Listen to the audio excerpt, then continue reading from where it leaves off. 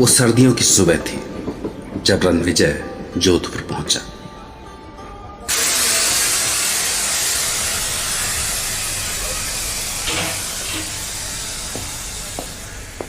आगे की ट्रेन में कुछ वक्त था, इसलिए वो कुछ देर के लिए जोधपुर घूमने लगा।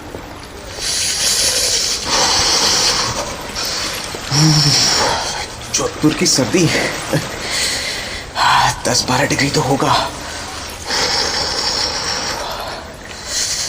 वाह, नदी के पानी से उठती भाप सर्दियों की बात ही कुछ और है। हाँ।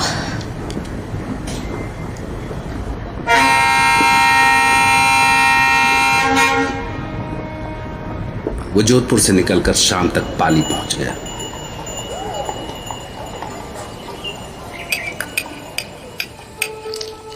पाली में डिनर अच्छा था। राजस्थानी शिकारियों के खास पसंद, मिर्ची के साथ भुना हुआ बकरे का गोश्त।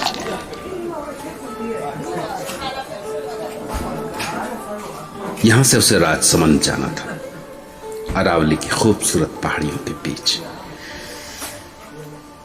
हाँ, यहाँ से एक बार राजसमंद पहुंच गया तो फिर डैनी डिकोस्टा के महल के बारे में पता चल ही जाएगा। हिंदुस्तान में सबसे ज्यादा अंधविश्वास इसी इलाके में थे। खून पीने वाले प्रेत, रात को भेड़िए बन जाने वाले इंसान और जाने क्या क्या। उसे लगा कि सफर मजेदार होने वाला है।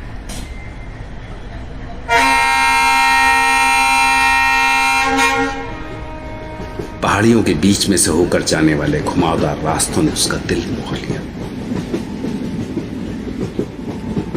जगह जगह दिखने वाले सुंदर किलों के नजारे, खूबसूरत वादियां, झीलों और झरनों से टकरा कर आने वाली ठंडी हवाओं ने उसे किसी और ही लोक में पहुंचा दिया। राजसमंद स्टेशन पहुंचते ही हर ओर रंग बिरंगी पगड़ियों में सजे आदमी और सतरंगी लहंगा चोली पहने सुंदर औरतें दिखी।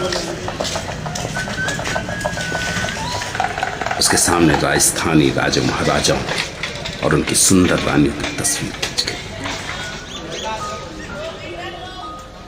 स्टेशन से निकलकर वो अपने दूसरे पड़ाव पर पहुंचा, जहां उसे रात बितानी थी।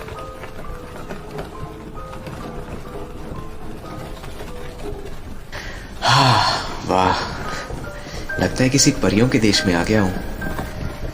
हाँ, इतनी सुंदर जगह के बारे में जाने किन बेवकूफ लोगों ने ये अंधविश्वास फैलाए होंगे।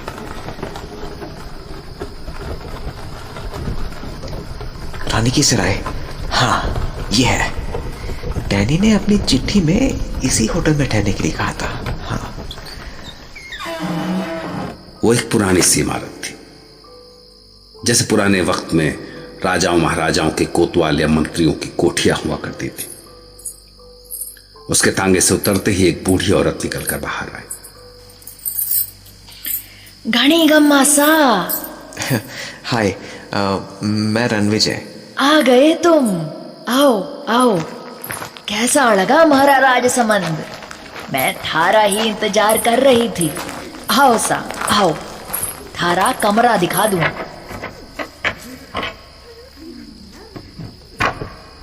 अंदर नहाने का गर्म पानी, तौलिया, सब कुछ है। और भी कुछ चाहिए तो बोल देना सा। हाँ, अच्छा, थारे वास्ते ये चिट्ठी मिली थी मारे को। बुढ़िया ने रणविजय को एक लिफाफा थमाया। रणविजय ने कमरे में पहुंचते ही खुद को बिस्तर पर फेंक दिया और फिर वो चिट्ठी खोली। थकान से जान निकल गई। देखो क्लाइंट ने क्या लिखा है। 4 दिसंबर, राजसमंद में तुम्हारा स्वागत है दोस्त। मैं बेसब्री से तुम्हारा इंतजार कर रहा हूं। कल 3 बजे तुम्हारी रत्नागढ़ की यात्रा शुरू होगी। रानी की सराय से निकलकर काली घाटी पहुंचना। वहां मेरी शाही बग्घी तुम्हारा इंतजार कर रही होगी। मुझे यकीन है कि तुम्हें यह सफर बहुत अच्छा लगेगा। तुम्हारे इंतजार में तुम्हारा दोस्त डैनी डिकोस्टा। रात रणविजय को बहुत अच्छी नींद आई।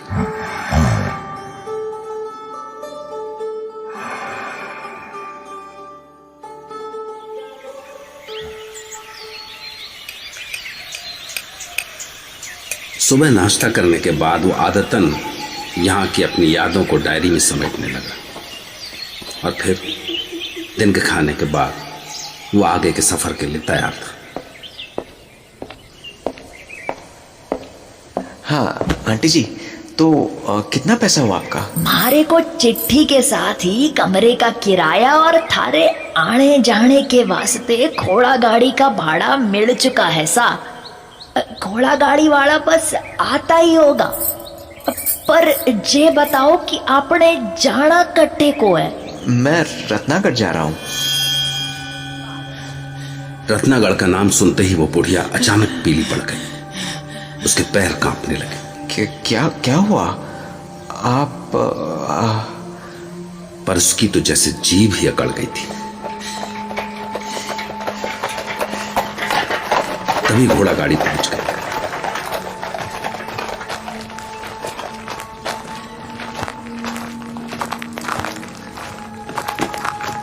घोड़ा गाड़ी वाले ने रणविजय का बैग उठाकर गाड़ी में डाला ही था कि भीतर से वो बुढ़िया भागती हुई आई और हाथ जोड़कर रणविजय के सामने खड़ी हो गई।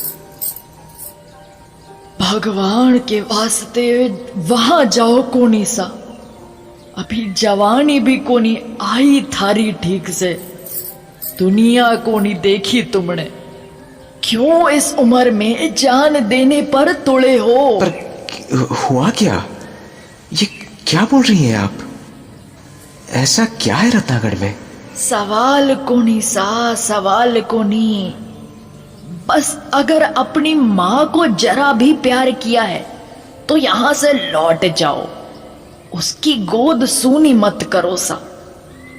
और अगर जाना ही है सा तो किसी और दिन चले जाना। हाँ, किसी और दिन? पर क्यों? आज के दिन में ऐसा क्या है? दिन नहीं, रात सा, रात। माघ की पूर्णमासी है आज। आज की रात 12 बजे काली घाटी के प्रेत धरती पे उतरे हैं सा। धरती पे उतरे हैं सारे प्रेत।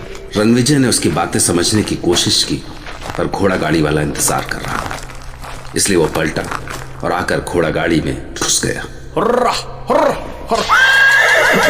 गाड़ी वाले ने चाबुक चलाई और घोड़ा गाड़ी दौड़ गई।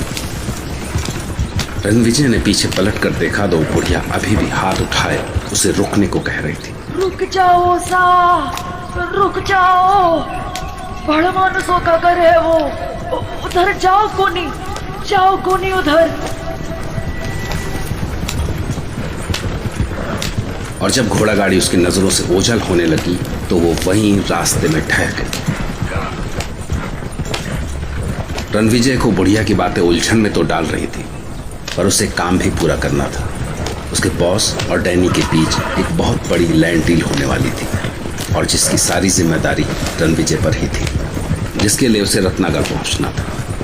तभी उसे अपने गले में लटकता हुआ ताबीज जैसा कुछ दिखा और उसे याद आया कि शायद बुढ़िया ने उसके सामने गिड़गिड़ाते वक्त वो ताबीज उसके गले में डाल दी थी। जाने वो उस वक्त उस बुढ़िया की वहमी बातों पर यकीन कर पा रहा था या नहीं, पर हाँ, वो अंदर से डरा हुआ जरूर था।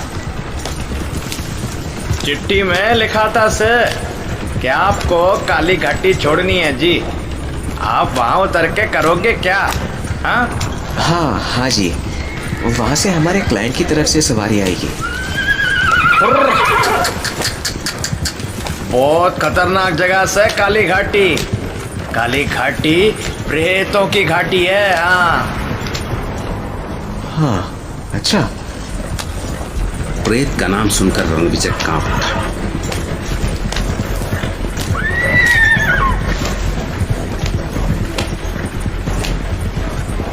रणविजय को समझ में नहीं आ रहा था कि इस तांगे वाले को रत्नागढ़ पहुंचने की ऐसी क्या जल्दी थी। वो इतनी रफ्तार पर भी ऐसे तीखे मोड़ काट रहा था कि सवारियों की जान गले में आ रही थी। अरे अरे भाई, जरा धीमे चला लो। तांगा पलट गए तो दोनों मर जाएंगे। पर तांगे वाला तो जैसे बहरा हो गया था। तांगा भगाने का जैसे कोई जुनून सा सवार था उस पर। झिंगुर की आवाज ने माहौल में एक सिहरन सी पैदा कर दी थी। कपा देने वाली ठंडी चांदनी के बीच तांगे के आगे लगी दो लालटेनें रास्ता दिखाने की असफल सी कोशिश कर रही थी। अरे तांगे वाले, आपको हुआ क्या है? आप क्यों घोड़ों की जान लेने पर तुले हैं? क्योंकि सर हमें आधी रात से पहले काली घाटी पार करनी है। हाँ। क्यों? आधी रात के बाद ऐसी क्या आफत आने वाली है काली घाटी में? हाँ? मौत का डेरा है काली घाटी।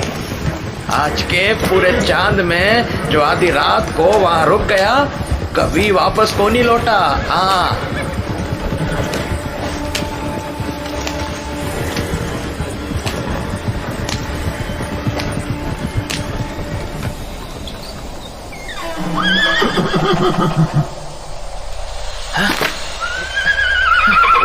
हाँ, चल चल चल मेरे बच्चे, चल चल चल चल चल चल